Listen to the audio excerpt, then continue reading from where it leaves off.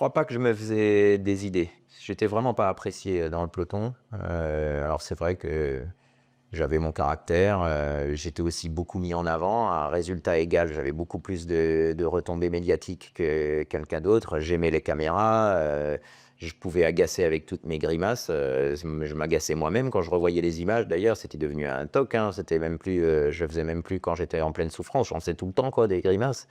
Et ça pouvait agacer mes pairs. Quand j'étais dans un groupe éto où on était 40, où tu as envie que d'une chose, c'est d'être tranquille et de finir ton étape. J'avais beau me mettre au milieu du groupe éto, tout le monde m'encourageait et tout, et ça agaçait les autres, quoi. Et donc j'avais une popularité et puis un caractère, voilà, je disais pas forcément bonjour à tout le monde, mais comme tout le monde me regardait, moi, quand tu es un peu connu, si toi tu dis pas bonjour, on trouve pas ça normal, mais que la personne, elle te dise pas bonjour, c'est logique parce Mmh. que c'est à moi d'aller dire bonjour à tout le monde.